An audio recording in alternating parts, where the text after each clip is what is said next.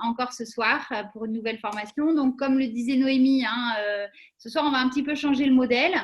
On est combien, s'il vous plaît? Est-ce que vous pouvez couper vos micros, excusez-moi. Je vais donc vous parler un petit peu des problèmes les plus courants. On va détailler un peu plus 3 pathologies très importantes et très souvent retrouvées. Et puis ensuite, on va essayer de passer en revue un petit peu plus de pathologies et je vais essayer de vous donner des recettes. Voilà, comment associer les cosmétiques, comment associer les gélules et les liquides. Voilà, et je vous expliquerai un petit peu comment ils vont agir et qu'est-ce qui vont vous permettre de réguler.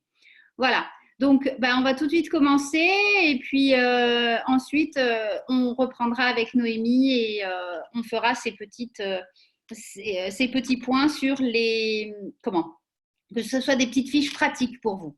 Voilà. Je crois que ça a été demandé moult fois, donc écoutez, on va essayer de commencer ce soir. Voilà. Alors à tout à l'heure.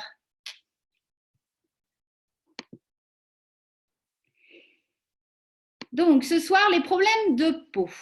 Alors, un petit rappel sur la peau. Donc, la peau, je fais un petit rappel d'étymologie. Donc, en latin, tegumentum.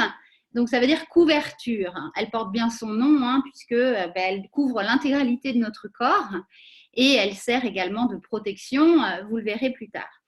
Donc, c'est un organe, donc l'organe du corps humain à la fois le plus lourd et le plus étendu. Je vous en avais déjà parlé, ça représente une surface d'environ 2 mètres carrés et ça peut peser jusqu'à 10 kilos chez l'adulte. Donc, son épaisseur en fonction de l'endroit du corps, elle est en moyenne de 2 mm. Et puis, au niveau des paupières, elle est extrêmement fine, ce qui la rend extrêmement fragile. Elle fait à peine 1 mm. Par contre, au niveau des paumes de la main et de la plante des pieds, elle peut aller jusqu'à 4 mm. Ce qui rend, bien sûr, la peau beaucoup plus solide, beaucoup moins enclin aux problèmes. Donc, elle est indispensable à la vie. Donc, c'est bien pour ça que vous verrez pourquoi on a des problèmes de peau. Et elle joue plusieurs rôles extrêmement importants. Ça aussi, on l'a vu. Elle est notre protection vis-à-vis de l'extérieur. Donc, vis-à-vis des chocs, vis-à-vis de la pollution, vis-à-vis des microbes, vis-à-vis des UV. Donc, voilà. Elle joue un rôle de régulation thermique et également un rôle dans la synthèse des hormones. Donc, la peau, elle a également une fonction immunitaire et, bien sûr, une fonction dite psychosociale, puisque la première chose que l'on voit, en fait, c'est la peau. Donc, c'est l'organe de relation avec le monde extérieur. Et elle reflète également des atteintes internes. C'est bien pour ça qu'aujourd'hui, on va voir comment on peut agir de l'intérieur pour améliorer nos problèmes de peau qui se voient à l'extérieur.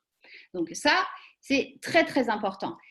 Une fonction psychosociale également parce que quand on a un problème de peau qui est visible, que ce soit sur le visage, que ce soit sur les mains, ou alors même sur l'intégralité du corps, quand on se dénude ou autre, c'est vrai que ça peut être très difficile à vivre.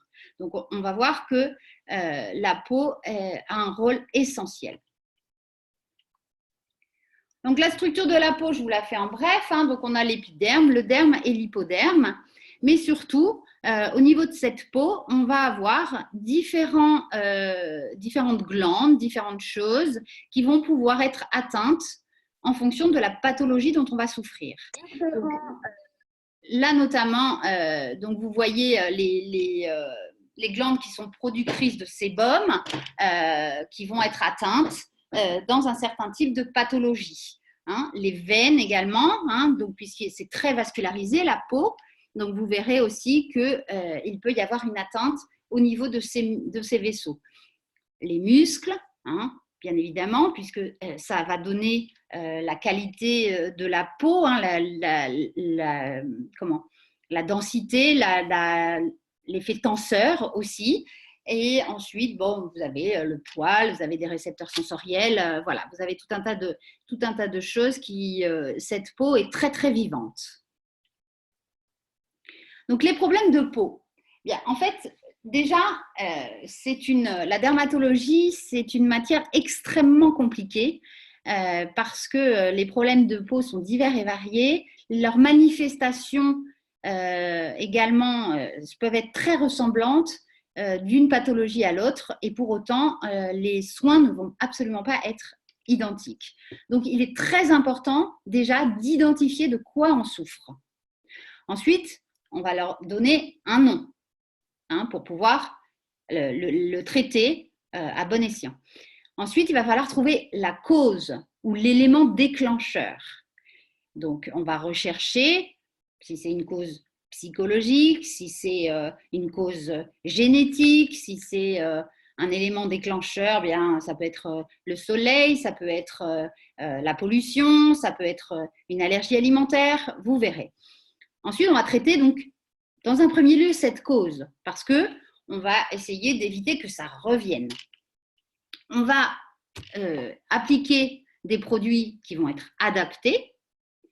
On va faire en sorte également de modifier son régime alimentaire et d'apporter tous les nutriments qui vont être nécessaires. Donc, comme je vous l'ai dit en préambule, la peau, donc les problèmes de peau se reflètent à l'intérieur, mais ils viennent d'un désordre interne. Donc, qu'est-ce qu'on a comme problème de peau? Bien, alors, il y en a beaucoup, mais bon, les plus courants, ça va être l'eczéma ou la dermatite atopique, le psoriasis, l'urticaire, la coupe rose, la dermite séborrhéique, l'acné, l'herpès, les verrues, les candidoses. Voilà, il y en a pléthore. Mais là, ce soir, je vais un petit peu insister sur bien les 3 que j'ai mis en gras. Donc, l'eczéma, le psoriasis et l'acné qu'on va appeler plutôt séborrhée. Parce que la dermite séborrhéique fait également partie de ce qu'on appelle la grande famille de la séborrhée, en fait. Donc, on va appuyer sur ces 3 grandes pathologies très, très, très retrouvées. Donc, pour vous détailler un tout petit peu, alors l'urticaire. L'urticaire, c'est pas vraiment une maladie de peau, c'est surtout un symptôme, d'accord? Puisque en fait, l'urticaire, c'est une réaction allergique qui va avoir des manifestations cutanées. La coupe rose, par exemple, tout à l'heure, je vous parlais de la peau qui était extrêmement vascularisée. Eh bien, la coupe rose, en fait, c'est un problème au niveau des capillaires. Et donc, ça se manifeste par des rougeurs, les petits vaisseaux qui sont présents dans le derme vont avoir une fragilité particulière. Et donc, il va y avoir de la coupe rose. Ensuite, l'herpès, ça, tout le monde le sait, c'est lié à un virus, d'accord? C'est un virus latent qui va pouvoir avoir une manifestation extérieure par des boutons d'herpès ou des plaques d'herpès, parce que l'herpès, c'est la famille des herpès virus, herpès viridé, et ça peut se manifester aussi en zona, en varicelle chez les enfants, en zona chez les adultes. Voilà, et il va y avoir une manifestation également cutanée. Les verrues, les verrues, ça également, c'est dû à un virus, le papillomavirus. Enfin, il y en a 50 ou 60 différents. Et là, c'est une prolifération anormale des cellules qui vont créer en fait une petite excroissance qu'on appelle quand même une petite tumeur bénigne, puisque en fait il y a une prolifération anormale des cellules de la peau. D'accord? Donc en fait, alors les candidoses, bien ça c'est lié, les candidoses, les mycoses sont liées à des champignons. Et sur la peau, il y a ce qu'on appelle une flore commensale. Donc, en fait, tout un tas de bactéries, de champignons, de virus qui sont en permanence sur notre peau. Voilà, et qui, s'il y a un désordre quelque part, eh bien, il va y avoir ou une prolifération excessive ou autre qui va pouvoir entraîner un problème. Donc,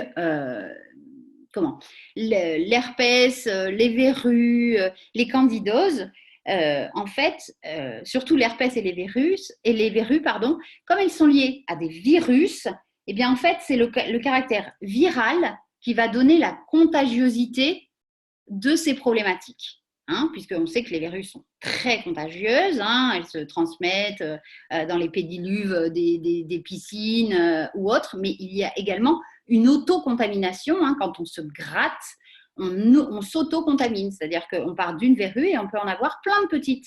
On dit c'est la mère, et puis après il y a la verrue mère, et ensuite il va y avoir tous les petits satellites. L'herpès, c'est pareil, c'est extrêmement dans les vésicules, il y a des virus et donc c'est extrêmement contagieux. Donc pareil, peut y avoir une extension sur vous-même, mais également une contagion vis-à-vis des autres par dissémination des virus. Donc on va rentrer dans le vif du sujet on va commencer donc par l'eczéma. Voilà. Alors attendez, voilà. Donc, alors, l'eczéma, donc je vous le disais tout à l'heure, hein, la peau, elle constitue donc une barrière en conditions normales ou lorsqu'elle est saine. Donc, elle va maintenir, grâce à cela, hein, une hydratation optimale et également, il va y avoir des cellules, donc les cellules ne vont pas du tout être endommagées et donc ça va être des cellules des défenses immunitaires. Donc, qu'est-ce que c'est que l'eczéma en fait? Eh bien, c'est ce qu'on appelle une dermatose, hein, une affection de la peau qui est inflammatoire et chronique. Et elle est due, en fait, elle est causée par une réponse immunitaire inadaptée. Donc ça, vous étiez peut-être là au webinaire de la semaine dernière, il y a 15 jours, donc sur l'immunité, hein, je vous l'avais dit que la peau avait un rôle dans l'immunité, et donc un eczéma, eh bien, c'est une réponse immunitaire de la peau. Donc on va voir à quoi après. Donc il y a deux phases dans cet eczéma. Tout d'abord, la phase de sensibilisation, hein, qui peut se faire par pénétration cutanée, c'est-à-dire qu'en fait, eh bien, il y a une petite brèche, la barrière, donc la peau, elle est défectueuse à un moment, il y a une brèche et donc il va y avoir pénétration au niveau de la peau. Et ensuite, il y a la phase d'expression, donc c'est là où il va y avoir bien les éruptions cutanées, les démangeaisons, les liaisons qui vont être de temps en temps ou suintantes ou bien croûteuses. Voilà, donc ces deux phases sont très importantes. Et dans les cas les moins sévères, hein, quand la peau est très rugueuse, eh bien, on peut aussi dire que c'est un eczéma. D'où la complexité, voyez, parce que pour pouvoir nommer la pathologie, hein, parce qu'il y a plein d'expressions différentes pour une même pathologie cutanée. Alors, les causes de l'eczéma. Eh bien, en fait, l'eczéma, il a une origine multifactorielle. Hein. Il peut être d'origine immunologique, d'origine génétique, d'origine environnementale. Et souvent, hein, la survenue d'un eczéma, elle va être suivie par l'apparition de maladies allergiques, donc de l'asthme, des allergies alimentaires ou bien des rhinites allergiques. Et en fait, bien, en dehors de pathologies particulières, donc immunologiques, génétiques, eh bien, on peut avoir aussi de l'eczéma lié à des troubles digestifs ou du transit, à un manque en acides gras oméga 6, oméga 3, à un manque de vitamines, hein, une carence en vitamine B6 notamment, un contact avec un allergène, c'est une réaction immunitaire de la peau. Donc, qui dit réaction immunitaire, c'est qu'elle a été mise au contact d'un allergène, hein, de quelque chose qui va induire une réponse immunitaire. Il peut également y avoir un contact avec des produits chimiques qui vont être agressifs et là, donc, qui vont endommager la barrière. Hein. Donc, à ce moment-là, pénétration parce que la barrière va être lésée. Hein, notre peau va être lésée. Donc ça, c'est les produits tels que les acides, les alcools, d'autres produits irritants. Mais il peut également y avoir une exposition aux UV qui, vous le savez, hein, le soleil à trop forte dose peut également être néfaste pour notre peau. Donc également, il peut provoquer un eczéma. Donc ensuite, il peut y avoir également l'hypothermie, il peut y avoir l'échauffement de la peau. Donc là, encore une fois, on endommage la barrière ou d'autres changements climatiques. Et puis, il y a également quelque chose de très important, les causes liées au stress et à l'angoisse. Et ça, vous verrez, on développera tout à l'heure bien plus en détail. Mince, ça ne marche plus. Voilà. Alors, le traitement de l'eczéma, donc je vous donnerai la petite recette tout à l'heure, mais il s'agit d'une infection chronique, c'est-à-dire qu'en fait, l'eczéma, il est très difficile d'en guérir, puisqu'il peut y avoir plein de causes qui vont le faire revenir sans cesse. Et dès l'instant où on a eu la première phase, la phase de sensibilisation, eh bien, on est plus enclin à avoir de nouveau des crises. Donc, il va falloir, dans un premier temps, qu'on diminue les symptômes. Donc, on va appliquer des soins locaux qui vont être bien évidemment indispensables. C'est la première chose à faire et qui vont permettre de rétablir la barrière cutanée qui est compromise, d'accord ? Et il va falloir contrôler tout ce qui est facteur d'aggravation. Donc, éviter par exemple de continuer à utiliser les produits qui sont agressifs ou autres. Donc ça, c'est des mesures vraiment basiques et de bonne intelligence. Et une hygiène de vie essentielle. On va également éviter les textiles irritants.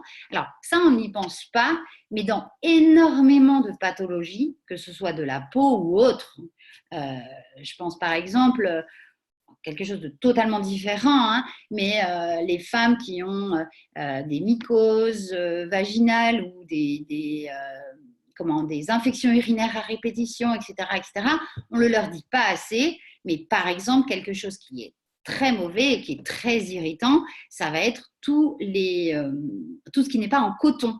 Donc, il va falloir éviter de porter du synthétique. Eh bien, c'est pareil. Là encore, dans l'eczéma, c'est exactement la même chose. Vous allez éviter de porter des textiles qui vont être irritants. Il va falloir également appliquer quotidiennement une crème hydratante. Mais ça, en dehors des zones très rouges, très inflammatoires.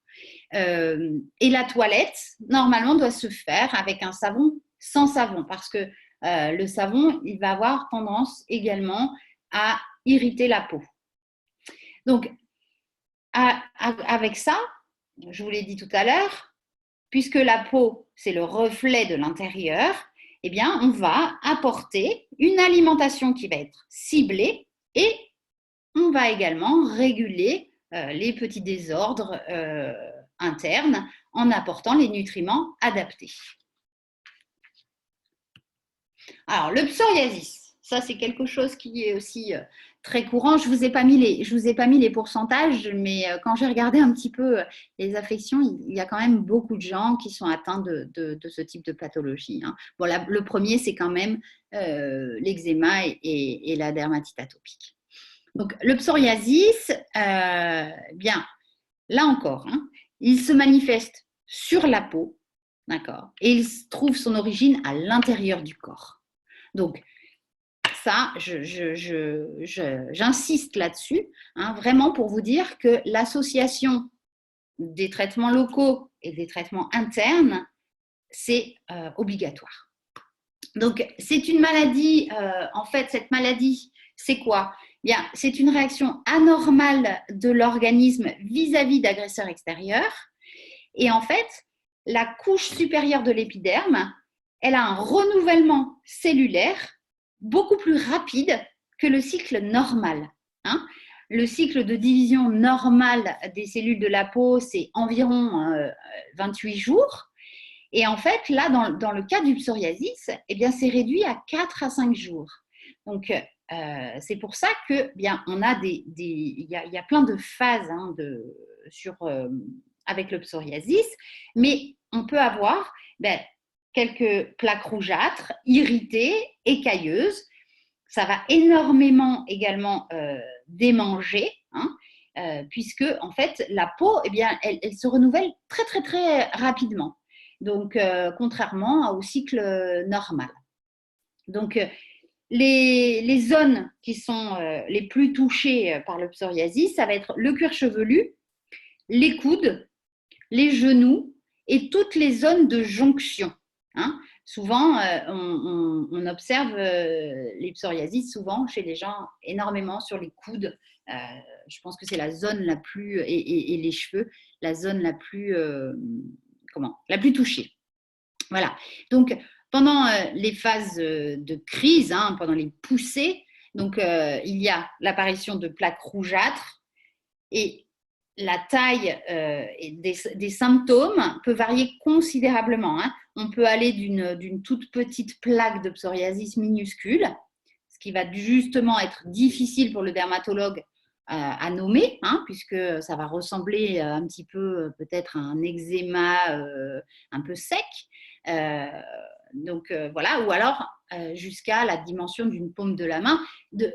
Mais des fois, on a vraiment des psoriasis extrêmement développés et qui sont présents sur une bonne partie du corps.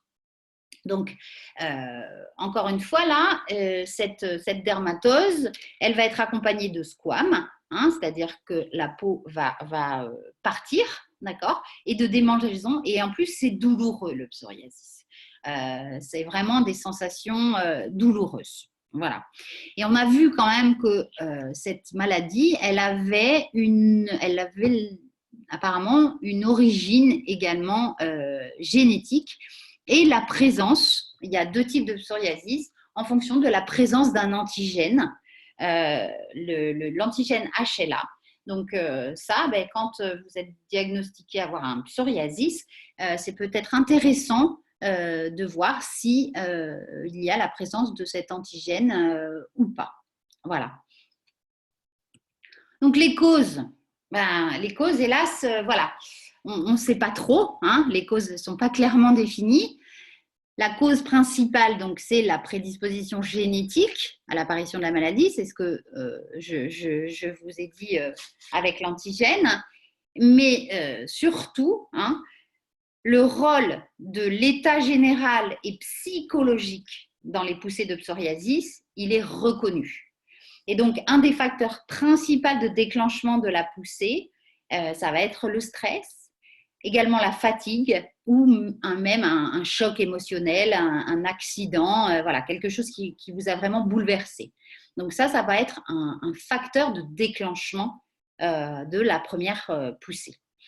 Il y a également une alimentation déséquilibrée, l'abus d'alcool, le tabac, l'obésité sont des facteurs qui vont être, alors pas déclenchants, mais en revanche aggravants des poussées de psoriasis et qui vont retarder la diminution des symptômes. Je ne parle pas de guérison, hein. Vous verrez, on ne parle pas de guérison parce que c'est très très compliqué, mais en tout cas de diminution des symptômes. Alors, quel va être le traitement? Bien, encore une fois, hein, le but principal du traitement, ça va être réduire la gravité des symptômes, réduire la taille des plaques, faire en sorte de ne plus souffrir. Également, on se sent mal à l'aise, on trouve ça, c'est pas esthétique, ces plaques de psoriasis. Donc, c'est vrai qu'il va falloir agir le plus rapidement possible dès qu'on a les premières poussées pour trouver les solutions de façon à diminuer la taille des plaques, je ne vais pas dire la gueule qu'elles ont, mais c'est presque ça, je ne trouve pas les mots, mais si vous voulez, l'apparence, voilà, l'apparence des plaques, hein, parce que vraiment, c'est extrêmement difficile de regarder les plaques de psoriasis quand on est en pleine poussée, quand on en a partout, c'est pas joli. Voilà. Donc, il est impératif, dans le cas du psoriasis, d'associer des traitements locaux avec une supplémentation systémique, c'est-à-dire de l'intérieur. Voilà. Par contre, faites attention, pas d'automédication. Ce n'est pas parce qu'un produit a marché sur quelqu'un qu'il faut l'utiliser sur vous. Ça, non. Il faut aller voir parce qu'il y a un panel de traitements à disposition pour le psoriasis qui est assez important. Et donc, bien, pour certaines personnes, on va aller sur des traitements très, très lourds et il faut ne jamais essayer tout seul. Et déjà, la première chose, souvent on a le réflexe d'utiliser des corticoïdes. Les corticoïdes ont beaucoup de contre-indications, donc faites attention. N'essayez pas de vous automédiquer. Voyez un dermatologue, c'est beaucoup plus important. En permanence, il faut avoir aussi un regard sur vous-même, donc contrôler l'état de votre peau et essayer le mieux que vous puissiez, éviter de vous gratter, d'accord? Parce que ça aggrave les symptômes. Voilà. Il faut hydrater régulièrement la peau et déjà, ça, rien qu'en hydratant, vous allez pouvoir réduire les démangeaisons et réduire l'apparition des squames. Donc, ça, c'est déjà une chose qu'il faut faire, toujours. Hydrater, hydrater, hydrater. Alors, la séborrhée. Donc, la séborrhée, en fait, ça englobe plusieurs pathologies, vous allez voir. Donc, la séborrhée, là, encore une fois, c'est une maladie inflammatoire chronique. Alors, j'insiste sur le fait que ce soit chronique, c'est-à-dire qu'en fait, ça vient, ça part, ça vient, ça part, voilà. Donc, il est très important, je vous le disais au départ, d'identifier la cause, d'identifier l'élément déclencheur, de manière à essayer de retarder l'espace, entre guillemets, entre deux manifestations de votre pathologie cutanée. Une fois que vous avez identifié ça, vous pouvez régler le problème. Il est important de le connaître, de l'identifier pour pouvoir essayer de ne pas reproduire ce qui peut vous engendrer par exemple une poussée de psoriasis. Donc la séborrhée, c'est une maladie inflammatoire chronique. Donc là, elle est due à un dysfonctionnement des glandes sébacées. Donc vous avez vu où elles se situaient dans notre peau, les glandes sébacées. Et en fait, elles sont responsables de la formation de sébum. D'accord? Donc, ça évolue, vous voyez, par poussée, comme je vous ai dit. Et puis, on a des rémissions. Donc, on n'a pas une guérison, on a une rémission. D'accord? Donc, la sécrétion de matière grasse, elle est perturbée. Et surtout, ce qui est important, c'est que le sébum change de composition chimique. Et il n'a plus de propriétés bactéricides.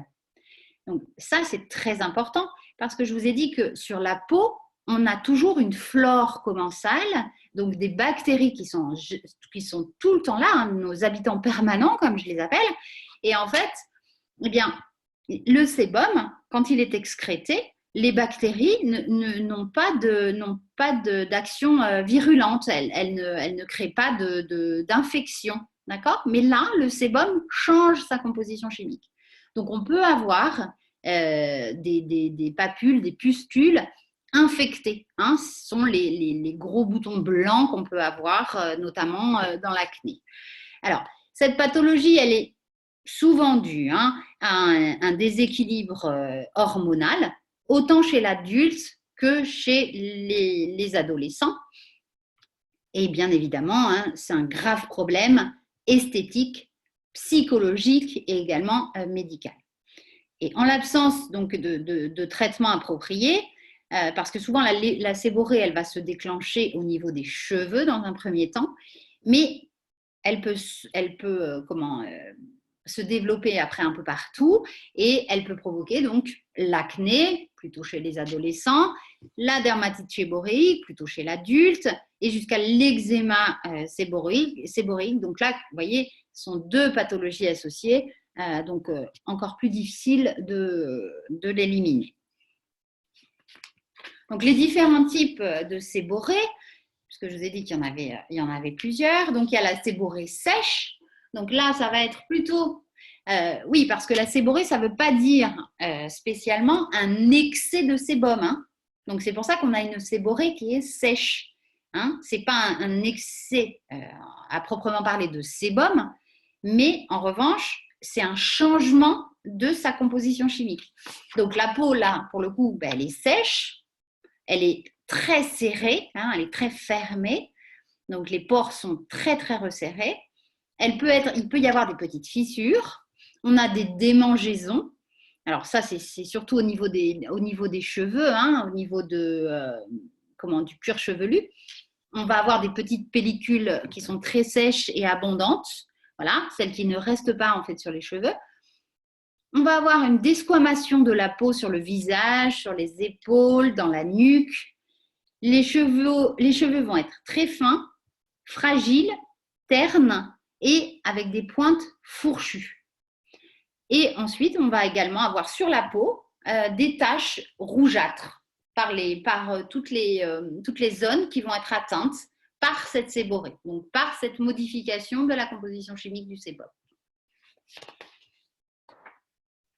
Ensuite, on va avoir ce qui est la plus connue, hein, c'est la séborrhée grasse. Donc là, pour le coup, la peau, elle va être grasse, elle va être épaissie. Hein, donc, on ne va pas avoir ces petites fissures. Il va y avoir des comédons. Les pores vont être dilatés, hein, parfois jusqu'à béants. Ça fait carrément des trous dans la peau. On va avoir donc une manifestation très claire. Hein, ça va être l'acné. La peau va démanger. Il peut y avoir des pellicules, là pour le coup, qui vont être jaunes, blancs, qui vont coller sur le cheveu. Hein, le cheveu va être gras. Et donc, le sébum, là, il va être dense, épais. Voilà. Donc ça, c'est lié à une inflammation des glandes sébacées et de la peau. Et puis ensuite, il y en a une troisième, c'est la séborrhée mixte, donc sèche ou grasse. Donc qui, elle, ça va être en fonction des périodes, en fonction un petit peu surtout des modifications hormonales. Donc on pourra avoir une séborrhée, un coup sèche, un coup grasse. Voilà. Alors les causes. Les changements de composition du sébum, en fait, elles semblent être liées à un petit champignon hein, qui fait partie de notre flore commensale. Et en fait, dans des conditions défavorables, la peau, elle perd sa faculté de contrôle de la croissance de cette flore. C'est-à-dire qu'en fait, quand certaines conditions qu'on fait subir à notre peau, en fait, normalement, elle la régule, hein, elle régule cette flore pour qu'on n'ait pas tout le temps, même si on a des petites bactéries, des petits champignons partout, pour qu'on n'ait pas des mycoses partout, pour qu'on n'ait pas de partout des pustules infectées, etc. Mais de temps en temps, il peut y avoir une perte de cette faculté de contrôle. Et donc, quand on a ça, voilà, on peut avoir une séborrhée, puisque c'est un champignon qui est sur notre peau, qui entraîne le changement de composition de notre sébum. Mais ça peut être également lié, enfin, ça c'est la cause réelle, mais il peut aussi y avoir des troubles du processus métabolique dans l'organisme, des changements hormonaux, alors la ménopause, mais aussi la grossesse, la puberté, tous les dysfonctionnements également du système hormonal, hein, ça peut nous provoquer des séborrhées, la surcharge émotionnelle, le stress, la dépression. Il peut y avoir également une prédisposition génétique qui peut contribuer à cette affection. Un trouble du système immunitaire, hein, puisque la peau fait partie intégrante de notre système immunitaire. Donc, s'il y a un trouble à ce niveau-là, il peut y avoir l'apparition d'une séborrhée. L'utilisation excessive de produits de soins,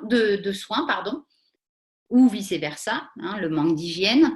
Donc ça, pareil, c'est absolument important que vous mettiez toujours le produit adapté. Hein, je vous l'ai dit, on utilise des produits qui sont adaptés à notre type de peau. Et également, comme on le fait pour les compléments alimentaires qu'on prend à certaines heures, à certains moments de la journée, eh bien, c'est important également d'utiliser le bon produit au bon moment. Hein, on l'avait vu dans le premier webinaire, la peau, elle fonctionne également comme l'horloge biologique de notre corps. Et donc, à certains moments, on va lui mettre des produits hydratants, à d'autres moments, on va lui mettre des produits nourrissants. Donc, faire attention à ne pas utiliser trop de produits, à ne pas essayer de se je vois des fois des personnes qui, parce qu'ils se lavent trop, en fait, eh bien, enlèvent la barrière naturelle. Le sébum joue un rôle de barrière. Et donc, si eh bien, on enlève tout, on n'a plus cette protection. Donc, on endommage notre protection et on peut avoir l'apparition de problématiques et de pathologies de peau. L'utilisation de soins agressifs et inadéquats, hein, ça je vous l'affirme. Des produits également contenant de l'alcool, voilà. Une exposition excessive aux rayons du soleil, ça c'est pareil. Souvent, on voit les adolescents, je regarde un petit peu parce que j'ai 3 enfants adolescents, et en fait, ils sont très contents parce que quand ils reviennent des vacances, qu'ils sont tout bronzés, eh bien leurs petits boutons ont disparu. Bien oui, parce qu'en fait, la peau, elle gonfle, le bouton, il passe en dessous, entre guillemets. C'est un petit peu l'image que ça donne. Et puis après, quand il débronze, ben, tout ressort. Donc, voilà. Une exposition excessive aux rayons du soleil, de toute façon, c'est pas bon. Donc, il faut vraiment avoir une utilisation, entre guillemets, rationnelle du soleil. Voilà, il nous faut de la vitamine D, il nous faut être mis au soleil, mais attention. Ensuite, il y a bien sûr une nutrition irrationnelle, hein, donc trop de viande grasse, trop d'aliments épicés, trop de sucre, trop de miel.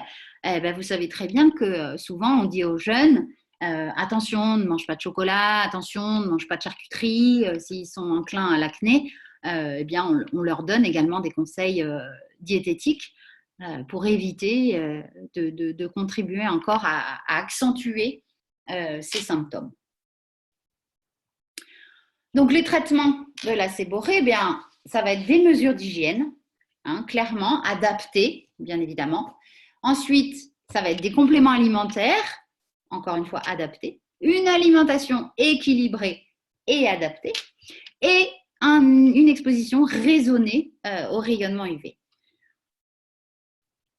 Alors, on va en revenir maintenant. Donc, là, je vous ai résumé un petit peu les 3 grandes pathologies qu'on retrouve le plus souvent.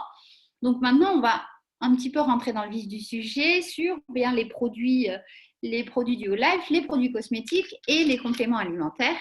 Et pourquoi, en fait, eh bien, il est important de les associer et comment on va essayer de les associer. Donc, en fait, du Whole Life part sur un thème très intéressant qu'ils appellent la psychodermatologie. Donc, en fait, ben, souvent, on a repéré quand même que les problèmes de peau sont souvent liés à des problèmes psychologiques, psychiques. Hein, le stress est très favorisant, l'angoisse, les chocs émotionnels. Donc, c'est vrai qu'il y a une réelle corrélation, en fait, entre la peau et le cerveau. Hein, ils sont intimement liés. Et je vous l'ai dit, le cerveau, c'est lui qui régente tout. Donc, c'est vrai que peau et cerveau sont intimement liés et donc, on peut parler de psychodermatologie. Donc, qu'est-ce qu'il nous propose? Je ne vais pas vous les détailler très longuement parce que je pense que vous avez tous regardé toutes les infos puisque le site est très riche en informations sur les produits. Mais bon, on va passer très rapidement. Donc, il y a un gel douche à base d'aloe. Donc, son action principale, ça va être une action qui va être hydratante. Donc, il va permettre à la peau de conserver donc, son humidité. il va son hydratation, et il va la rendre plus élastique. Voilà. Donc, ça, par exemple, moi, je vais vous donner un petit quelque chose que je fais le matin. C'est réel. Cette élasticité, hein, cet effet tenseur de l'aloe. Moi, je fais un processus de médecine japonaise. Enfin, non, c'est pas de la médecine, enfin bon, les japonaises, des secrets de beauté des japonaises. Et en fait, elles mettent du gel d'aloe. Alors après avoir mis plein de choses, hein, mais elles mettent du gel aloe. Et quand vous mettez le gel d'aloe, vous le laissez juste un tout petit peu sécher. C'est incroyable comme ça fait un effet tenseur. Mais c'est vraiment génial. Donc, ça retend, ça rend beaucoup plus élastique la peau. C'est vraiment réel. Donc, ce gel d'aloe, vous pouvez l'appliquer partout. D'accord? Visage, corps, pas de souci. Là pour le coup, pas de souci sur visage et corps. Alors, ils ont mis également dans l'aloe, hein, puisqu'ils ont vraiment repris la formule de l'aloe liquide. Donc, ils ont le miel, ils l'ont gardé parce que le miel, en fait, a un effet sur la cicatrisation. Donc, ça, c'est très important, puisque la peau, elle est endommagée, il faut réparer la barrière. Donc, le miel va avoir un rôle dans la cicatrisation. Il va également avoir un rôle antibactérien. Donc, pour améliorer la qualité de notre flore, hein, si elle est un petit peu perturbée. Et puis l'origan également, lui, il va avoir un rôle anti-infectieux également. Et il est très utile dans le cas de mycose, hein, de candidose. Donc voilà, là l'aloe à utiliser donc, sur le visage et sur le corps sans modération. Il n'y a pas de problème. Donc, l'aloe, je ne vais pas vous le refaire, je vous le fais à chaque fois. Donc, très, très important pour refaire notre microbiote intestinal. D'accord? Ça refait notre flore interne. Et vous savez que la flore intestinale, elle joue un rôle dans tout le corps. Donc, impératif, l'aloe à prendre tout le temps. Mais on le verra tout à l'heure. Le gommage. Alors, le gommage au sucre. Donc, ça, en fait, il faut faire attention. Un gommage, ça a pour... pourquoi on utilise un gommage? En fait, pour exfolier. D'accord? Donc, on exfolie, on va permettre en fait d'éliminer les cellules mortes, d'évacuer les cellules et le sébum, et donc éviter l'apparition de comédons. En fait, ça va déboucher les pores. Et puis, ça va enlever toutes les cellules mortes de la peau, puisque je vous ai dit, normalement, hein, la peau, elle a un cycle de 3 à 4 semaines, environ 28 jours, et donc, il y a toujours à la surface de la peau des cellules mortes. Donc, on les enlève. Mais par contre, ce que ça va faire aussi, hein, c'est que ce gommage au sucre, il va permettre de stimuler la circulation, hein, la microcirculation au niveau de la peau. Donc, pourquoi ça, c'est extrêmement important. On va permettre, en stimulant la microcirculation de la peau, ça va faire en sorte que les ingrédients, hein, donc, rentrent mieux. Voilà. Donc, ça va pouvoir, la peau va être plus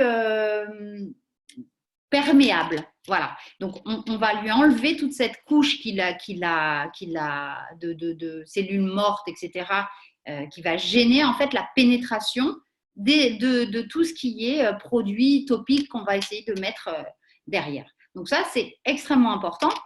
Après le lavage, on va passer à l'exfoliation. Mais attention, hein, l'exfoliation, ce n'est pas tous les jours. Et ce produit, ce scrub-là, il est vraiment, par contre, réservé, lui, au corps. Hein, la peau du visage, on ne va pas mettre cet exfoliant sur le visage. Hein, ça va être un peu agressif. Voilà, c'est vraiment un body scrub. Ok? Donc là, évitez de le mettre sur le visage. Donc, ils ont mis également de l'avocat. Donc, ça va avoir un rôle nourrissant, hydratant. Hein, donc, c'est très bon pour les peaux sèches et sensibilisées. Et puis, également, ça va donner de l'éclat. Ça va avoir une action sur le vieillissement cutané. Donc, c'est très intéressant comme produit. Et donc, pourquoi ils l'ont appelé chlorophylle? Ben voilà, parce que, en fait, en exfoliant, eh bien, ils redonnent de l'oxygène à la peau, hein, puisqu'ils vont stimuler la circulation. Et donc, ils activent la microcirculation. Et en fait, la chlorophylle, eh bien, elle fait la même chose. Hein, c'est notre sang vert. Hein, ça oxygène, ça nous ouvre tout. Donc, voilà, c'est important également, cette chlorophylle, de l'associer. Ensuite, le beurre corporel de collagène. Donc, là, vous savez tous, donc ça va être une crème qui va être hydratante, qui va redonner également souplesse, hydratation à la peau, hein, puisqu'elle va contenir du collagène, elle va contenir de l'acide hyaluronique, donc ça va stimuler les fibres d'élastine, les fibres de collagène pour redonner donc la souplesse, un effet tenseur, etc. Donc, on va avoir même des résultats intéressants hein, sur les peaux un petit peu fripées, ou un peu celluliteuses. L'apparence de la peau va être beaucoup plus belle. Hein. Ça va lisser les peaux un petit peu flétries. Mais il va y avoir aussi un effet très hydratant et apaisant. Donc ça, sur tout ce qui est pathologie de peau avec des zones sèches, ça va avoir vraiment un effet impactant hein, sur toutes ces zones très sèches. Voilà. Donc, et ça va apaiser, bien sûr, les irritations, ça va éviter les démangeaisons. Parce que je vous ai dit tout à l'heure, le fait d'hydrater la peau, ça va éviter qu'on se gratte. Donc, voilà, très important.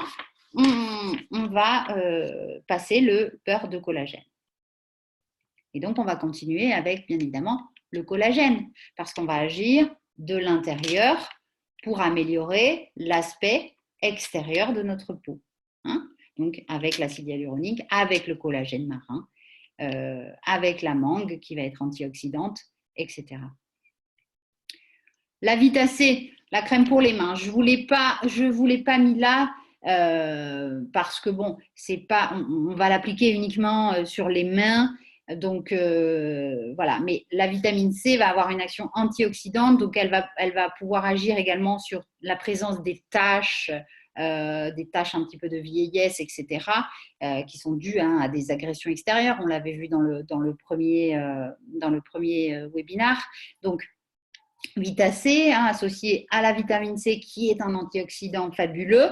Donc, du coup, Vita C, ça, vous pouvez l'appliquer tous les jours sur vos mains. Au contraire, même 2 fois par jour. Voilà, surtout si vous avez tendance à beaucoup vous laver les mains, il faut absolument derrière bien les hydrater. Donc après, je vous ai fait un petit peu en revue, donc on va en parler. Donc qu'est-ce qu'il va falloir associer? Donc, il va falloir associer en fonction hein, des pathologies. On va avoir le prodéacide, on va avoir la prorelaxine, bien évidemment. On va avoir le Borelis Pro, on va avoir le ProSelect et on va avoir l'huile Gold. Voilà. Donc, maintenant, on va essayer de faire un petit récap de toutes ces pathologies. Je vais essayer de vous proposer donc des petites fiches hein, avec quoi, comment et quand. Voilà. Yes, super. Merci beaucoup, Anne-Charlotte, pour tous ces détails. J'ai pris énormément de notes parce que même moi, j'étais assujettie à tous ces problèmes de peau. Donc, un grand merci. Et du coup, je pense que tu vas pouvoir nous aider ce soir pour nous dire ce que tu nous proposerais pour traiter du coup le psoriasis. Alors, donc le psoriasis. Donc, d'abord, on va traiter l'extérieur. Alors, quotidiennement, n'hésitez pas, le gel d'aloe, ça, si vous prenez 2 douches par jour, 2 fois l'aloe, très bon. En revanche, le gommage, sur le psoriasis, il va falloir faire attention aux zones inflammatoires, d'accord? Parce que c'est quand même un gommage au sucre. Donc, ça va avoir quand même, le grain est assez épais. Donc, ça va avoir tendance un petit peu à irriter les zones rouges. Donc, voilà, à utiliser là maximum 1 à 2 fois par semaine et en faisant attention sur les zones rouges.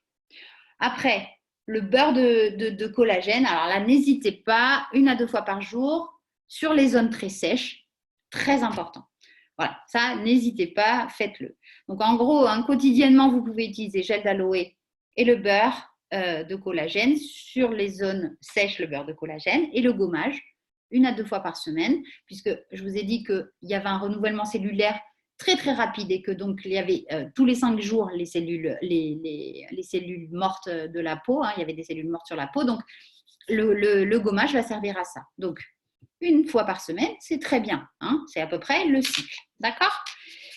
Pour l'intérieur, il va falloir déjà agir toujours. De toute façon, vous verrez que dans tous les problèmes de peau, on va toujours commencer par faire une détox parce qu'on a été agressé et que donc notre corps a subi des modifications. Donc, on va toujours détoxifier. Donc, on va faire la détox classique, aloe prodéacide, d'accord? Mais on va aussi associer le prorelaxine, très important, la chlorophylle pour bien oxygéner notre corps, le collagène pour hydrater également, et puis on pourra associer, dans le cas des démangeaisons éventuellement, si ça vous démange un petit peu, le borélis, mais juste un seul par jour.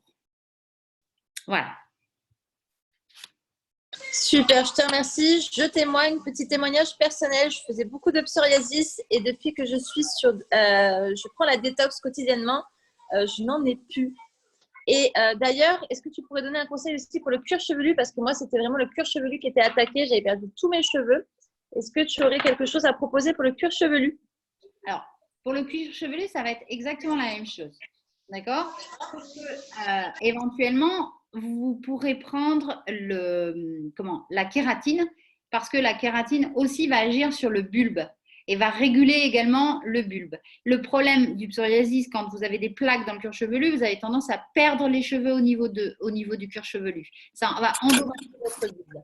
Donc la kératine, elle va permettre de réparer ce bulbe, de l'activer, de faire en sorte que le renouvellement du cheveu soit plus rapide. Voilà. Donc en fait, la plaque va disparaître beaucoup plus vite. Donc n'hésitez pas à associer la kératine. Par contre, quand vous prenez la kératine, faites-le pendant 3 mois. D'accord?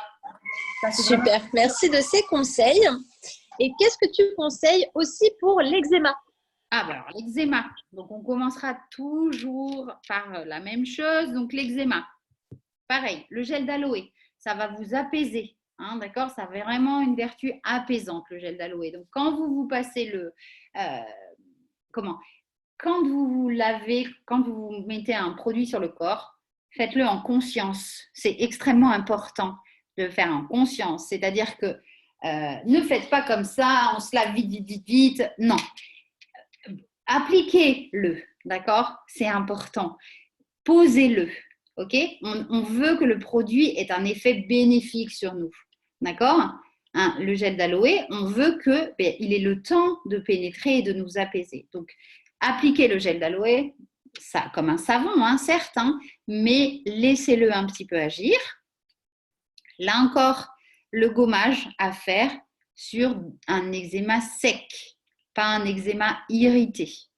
Donc là, ce n'est pas la peine de le faire une fois toutes les semaines. Vous pouvez le faire une fois tous les 15 jours, une fois par mois. Ça suffit. Il n'y a pas un renouvellement cellulaire trop important.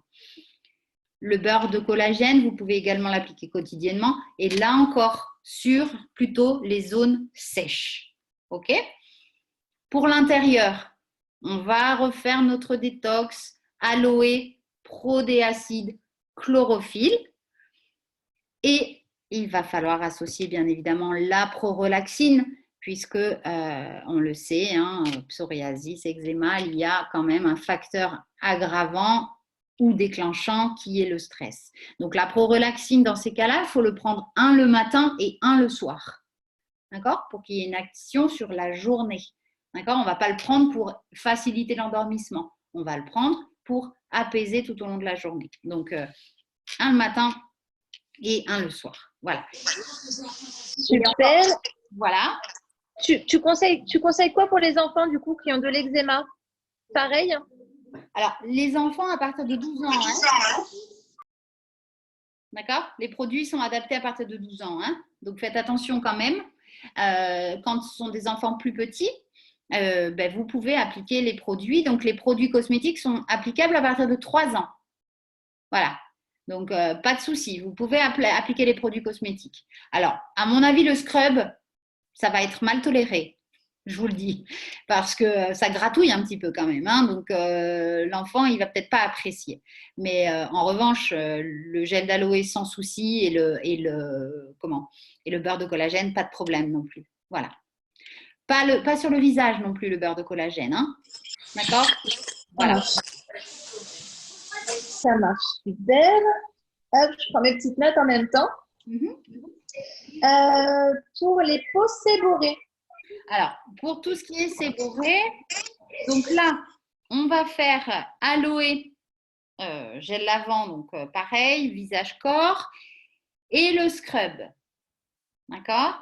Donc, le scrub, il va falloir le faire de manière à ce que, en fait, ça évite la formation de comédons, de points noirs. D'accord? Il va falloir qu'on vide, qu'on ne laisse pas sur la peau, en fait, tout ce qui va pouvoir aller boucher nos pores dilatés. Donc, c'est important de le faire assez, là pour le coup, un petit peu plus fréquemment. Mais voilà, 2 fois par semaine, c'est largement assez. Et attention, l'acné, là je vous parle d'une acné qui pourrait être sur le corps. Il y a de l'acné qui peut être sur le torse, qui peut être sur le dos, qui peut être un petit peu partout. Parce que le scrub, ce n'est pas à utiliser sur votre visage. Donc voilà, faites attention, hein, c'est vraiment une acné qui va être localisée sur le corps. D'accord? Parce qu'il y a vraiment chez les adolescents, ils ont des boutons des fois partout sur le dos, etc. Ensuite, on va faire notre détox prodéacide aloe et chlorophylle. Et on va pouvoir leur proposer également le My Blood, parce que dans le My Blood, il y a le zinc. Et en fait, beaucoup de traitements pour l'acné, notamment gélules, on va leur donner à nos ados ou même aux femmes ou aux hommes plus âgés, on va leur donner des gélules à base de zinc. Et alors, il ne faut pas s'inquiéter, c'est normal. Un apport de zinc, ça va faire sortir, ça va faire une poussée, ok, mais ensuite, ça va tout réguler, d'accord? Parce que le zinc, en fait, va réguler, va faire en sorte que la composition chimique de notre sébum qui est perturbée, eh bien, ça va se remettre, d'accord? Donc, il va y avoir une véritable poussée d'un coup, et puis après, ça va se remettre bien. Donc là, on va pouvoir proposer également My Blood avec le zinc qui est présent dans le My Blood. Voilà. Ensuite, ça, vous pouvez dans la notamment utiliser le collagène. Voilà. Mais pas le beurre, le collagène en liquide. Pas le beurre. Okay. D'accord? Super. Merci bien. Est-ce que tu peux nous donner ce que tu préconiserais toi pour les verrues? Alors, pour les verrues, ça, je vous ai expliqué qu'en fait, c'était une prolifération anormale des cellules. Donc là, on a quelque chose qui est qui est vraiment fait pour ça, puisque c'est le ProSelect. Donc, dans la verrue, vous pouvez utiliser le ProSelect. Voilà, pour éviter ça. Donc, 2 par jour, si vous avez des verrues. Alors, en local, vous allez pouvoir utiliser, pareil, ça, aloe. Ça n'aura pas vraiment un effet, l'aloe. Mais par contre, vous pourrez utiliser le collagène parce que c'est sec. Et donc, vous pourrez hydrater avec le beurre de collagène. Et faites attention sur les verrues quand vous utilisez le scrub. Il ne faut pas la faire saigner, votre verrue. D'accord? Donc, n'essayez pas de trop gratter ou autre. D'accord? Il ne faut pas la faire saigner parce que ça fait une dissémination. Ça fait une autocontamination après. Donc, Là, sur les produits, en fait, les verrues, ça va être vraiment ProSelect. Ça va être adapté, voilà, pour si jamais il y a un petit peu une verrue plantaire ou n'importe quoi, vous pouvez utiliser le ProSelect. Voilà, ça va réguler. Génial. Je te remercie. Et du coup, on me pose beaucoup de questions par rapport à l'herpès. Oui. Alors, donc l'herpès, bien écoutez, si c'est un herpès donc sur le corps, hein, d'accord. Donc le gel d'aloe va avoir une action apaisante parce que l'herpès a tendance à faire mal. Hein, je pense même aux zonas un peu plus tard. Hein, c'est douloureux parce que ça touche les terminaisons nerveuses. Mais déjà, ça va pouvoir calmer les irritations, d'accord. Mais après, ce qu'il faut faire, donc on fait notre détox traditionnel, prodéacide et aloe, ça c'est important. Et on va prendre prorelaxine, parce que souvent le facteur déclenchant dans un herpès, ça va être la grande fatigue, le stress, voilà, prorelaxine. Et puis également ProSelect, hein, là encore, voilà, pour diminuer la prolifération virale. Hein. Vous pouvez même prendre ProSelect et Borelis. Voilà. Génial. Merci. Est-ce que tu pourrais nous donner plus de précisions sur ce qu'on peut prendre pour les mycoses, les candidoses? Alors, mycose candidose, là, donc, c'est lié à des champignons. D'accord. Donc, absolument, là, il faut revoir toute la flore intestinale. Voilà. Donc, le grand gagnant sur tout ce qui est mycose, ça va être l'aloe. Hein, et donc, ça va être aloe et puis, prodéacide. Sur les mycoses, sur les candidoses, ça va être ça. Voilà. En local, ben, pareil. Par exemple, si c'est des mycoses au niveau des pieds, je ne sais pas si quelqu'un a déjà eu des mycoses au niveau des pieds, mais en fait, ça fait des fissures vraiment aux jointures au niveau des pieds. Hein, donc, bon, là, je vous montre sur mes mains, mais ça fait vraiment des fissures. Hein, la peau desquame totalement. Donc là, à ce niveau-là, pareil. N'hésitez pas d'abuser du gel d'aloe. Et n'hésitez pas à mettre du beurre de collagène pour bien hydrater ces zones. D'accord? Voilà, ça va être, l'application des produits va être apaisante. Hein? Voilà, ça va pas réduire, mais ça va être très apaisant. Du coup, tu confirmes qu'on peut se laver avec le gel d'aloe vera au niveau de l'hygiène intime? Alors, au niveau de l'hygiène intime, je ne sais pas. Disons que les lèvres, c'est extrêmement fragile, mais bon, ça reste encore, hein, je parle ça reste encore, ça va. Mais si vous voulez faire vraiment une douche intime, non. Hein, d'accord? Vous voyez ce que je veux dire ou pas du tout? Oui? Tu vois ce que je veux dire, Noémie, ou pas? Non. Ok. Si ça reste très superficiel, ok, pas de souci, je pense, parce que c'est extrêmement doux. En revanche, ne pas rentrer dedans, ok, pas une douche interne, voilà, ok. Voilà, ça se fait avec des produits bien adaptés. Ça marche, super. Pas d'application de scrub et pas d'application de, d'accord. Ça marche. Pas d'application de beurre non plus. Évitez. Voilà. Ok. Ça marche, c'est noté pour moi. Ok. Dernière question. Oui. Que proposerais-tu pour l'urticaire? Alors, l'urticaire, je vous l'ai dit, c'est en fait une réaction allergique, d'accord, qui va avoir une manifestation, une manifestation cutanée. Donc, dans l'urticaire. Alors, l'urticaire, ça va faire des plaques rouges, des boutons un petit peu partout, des tout petits boutons un petit peu partout. Voilà, on va avoir une sensation de chaleur. Donc, il va falloir tout de suite prendre quelque chose. Alors, Moi, j'ai pensé au Borelis Pro qui pourrait être bien là, en prendre 2. Et puis après, bah, pour calmer les démangeaisons au niveau du corps, bah, le gel d'aloe. Voilà. Mais rien d'autre. Même, voilà. Même vous pouvez prendre peut-être mettre un peu d'aloe vera, le liquide qu'on a, l'appliquer également. Voilà, pour avoir vraiment un double effet qui se coule, comme on dit. Voilà. Merci beaucoup. Mais de rien. Merci pour toutes ces belles notes, pour toutes ces belles fiches que tu nous as procurées ce soir. Je ne sais pas si tu avais autre chose à rajouter. Non, bah écoutez, j'espère que ça vous a intéressé, j'espère que ça vous a apporté une petite aide au quotidien. On essaiera de garder un petit peu ce principe-là pour les prochains.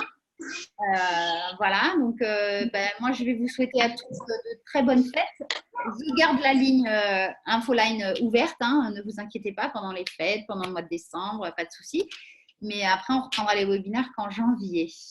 Voilà, hein, toujours, on va essayer d'en faire vraiment 2 par semaine. Voilà, il faut juste que je trouve des sujets qui puissent être intéressants et qui puissent vous intéresser. Et voilà. Et on te remercie vraiment beaucoup pour le travail que tu fournis et on est vraiment ravis de t'avoir avec nous. Ben, c'est un plaisir. Merci à vous en tout cas d'être présente. Merci à tous de votre présence sur cette conférence. On vous laisse, on vous souhaite une très bonne soirée, de très belles fêtes de fin d'année. Merci encore Anne-Charlotte pour tous ces précieux renseignements que tu nous apportes. Et on vous dit du coup à très vite pour le 5e webinaire conférence santé. À très vite.